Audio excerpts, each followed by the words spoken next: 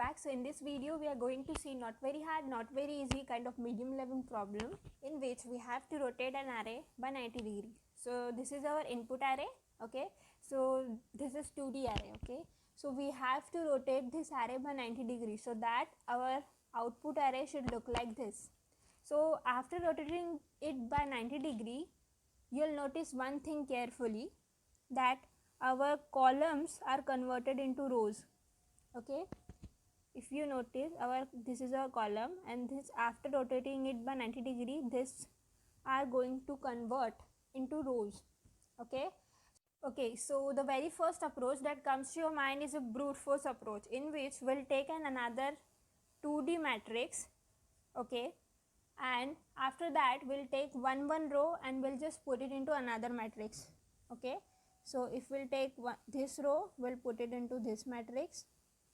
If we take this row, we'll put it in here, and last row we'll put it here, okay. So after this, you'll notice we got our answer, that is, if we rotate our matrix by 90 degree, the output array should look like this, okay. So this is a brute force approach, not very efficient approach. So let's see the time complexity of this. So the time complexity would be O of n square, because we are taking the element and we are just putting it into the another array, okay. So and the space complexity will be O of n square, obviously, because we are taking another 2D matrix for this, okay. So this is not very efficient approach, but we have to do this without using an extra array. So for this, we'll first transpose this input array, okay. So if you don't know what transpose means, is nothing but our columns will become our rows, okay. So this is nothing but transpose means that our columns will become row and rows will become column, okay. So after transposing the array should look like this: 1 3 9 4 2 1 and 5 1 6. This is 7, okay.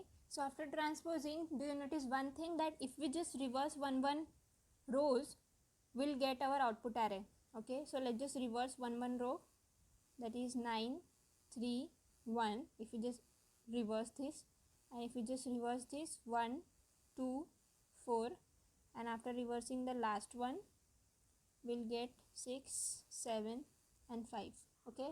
So after reversing, we'll get our output array, okay. Let's just see the logic of transpose, how we can transpose the array, okay. So here I have written the indexes of the matrix, okay.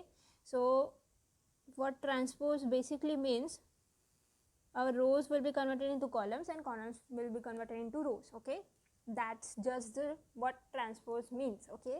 So for this, we have to swap those indexes, so that after swapping, we can get our transpose matrix, okay. So here I have marked the swapping elements, okay. We'll just swap it, okay. So after swapping, let's just see. So after swapping, if we just swap this two elements, 4 will come here and 3 will go there, okay.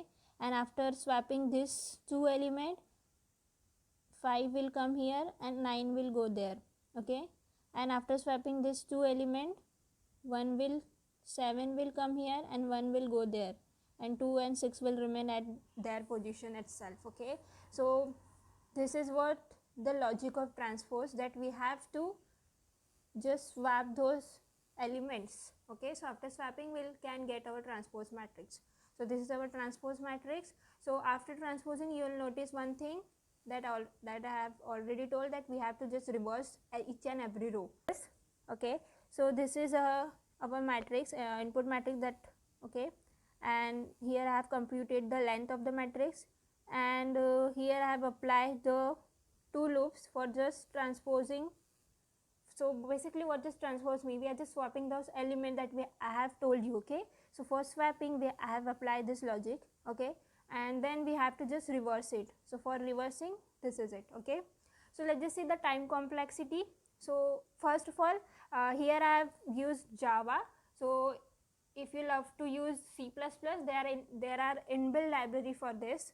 Okay, so for swapping there inbuilt library called swap and function. Okay, and for reversing there is also inbuilt function called reverse. So if you love to use C++, you can go through it. Okay, so let's just see the time complexity of this. So the time complexity will be O of n square.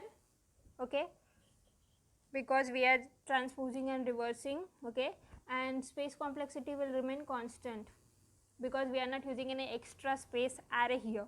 Okay, so if you love this video, make sure you like, share and subscribe to the channel. I'll see you in the next video.